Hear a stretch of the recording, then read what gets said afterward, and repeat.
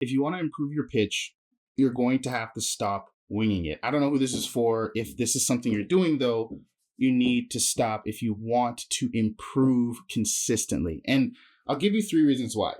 First and foremost, and well, actually, before I give you 3 reasons why, let me talk about what I mean by winging it. I mean, jumping onto every sales call, having a loose process is good. You don't want to be like super word for word, super, strict throughout the entirety of the call. But when it comes to actually the pitch, when it comes to pitching your product or service, you want that to be pretty consistent. Yes, throughout the 3, let's say you have different pillars or different ways in which you help someone. Usually someone says, hey, there's 3 ways what we're going to do here. Throughout the step process that you're laying out in your pitch, yes, there is going to be some nuance when it comes to like tailoring how that help fits that person in particular. But even the sections where you tailor from the sections that are exactly the way you always pitch, like even those you want to be locked into place. You want to pitch the same way every single time as close as possible. So that's what I mean by winging it. I mean, coming in and being like totally flippant with how you're going to pitch every single time, just leaving it up to the gut. And I know it works for some people. And I know there's people that can do well doing that. But when it comes to the longevity of your career and consistently making improvements, or if you want to, move into other positions, maybe leadership, doing that makes it hard. Because first and foremost, it makes it hard to collect data. How can you collect any type of data when every single thing is a new sample, right? You're starting over from scratch every single time you review a call. It's a totally different pitch. You're doing it in a totally different way. You're conducting the call completely, from the gut. It's hard to collect any data on what's working from what's not. Secondly, you can't get any feedback from leadership, right? If, I had this all the time where, especially when I was running a door-to-door sales team, when I'm running, remote sales teams, the first thing, with remote sales teams is a little bit easier because you can just review the call. But with door-to-door sales teams, when you can't just review the interaction because they were in person or at the door, one thing I would always ask the person on my team who said, hey, help me, I don't know what's going on. Maybe my pitch isn't working. I'm not closing anymore. What's going on? I would always say, cool, pitch me, show me. Let's do a role play right now. Show me what it is you're doing. Show me what you're saying. Let's go. And the hardest ones were when people came to me and they said, well, to the first person, I said this pitch. And to the second person, I said it like this. And the third person today, I said it like this. Because now I got to go and I've got to analyze every single one individually and say, well, this is where you went wrong with that one. This is where you went wrong with this one. And this is where you went wrong with that one. It's way too much. It's way too difficult to improve.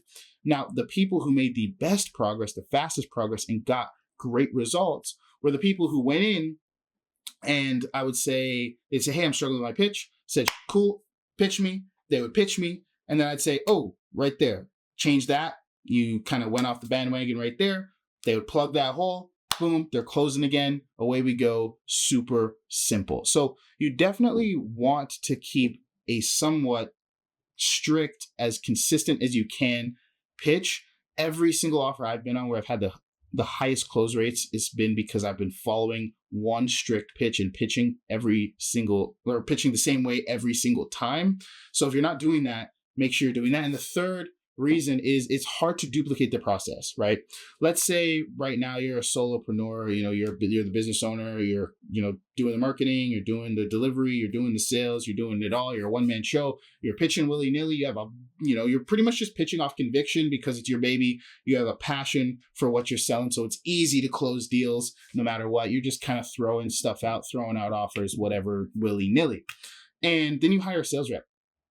How do you teach that sales rep your process if you don't necessarily have a strict one that works time and time and time again? And then how do you hire a second sales rep and a third sales rep? And how do you hire a sales manager that's going to teach 3 and 4 and 5 and 6 sales reps? It's just not going to work, right? Because you don't have a process that's duplicatable. You're just going off your gut. You're playing it by feel. You want to, if you're trying to build a sales team that scales, you almost want to, let's say you're willy-nilly playing by the gut version closes at 60%, And when you became more consistent and you just picked like one process to hammer out every single time, let's say that process closed at 45% or 40%, right? Would you rather be stuck closing at 60% by yourself forever, or would you sacrifice the 20% of your close rate so that you could have a team of 10 people closing at 40% for you, right? You're just going to have to sacrifice things as you scale. As you scale, you're going to have to make the process more and more and more duplicatable, and you're going to have to rely less and less and less on finding naturally talented closers that can just like feel out the process and just be super on their toes. Yes, you want to find sharks. Yes, you want to find great talent. But at the same time, the bigger that team is, the harder it's going to be to find, it's easier to have a team of 2 killers than it is to have a team of 20 killers, right? So you're definitely going to want to make that process as simple as possible. You're going to want to make that process duplicatable as possible.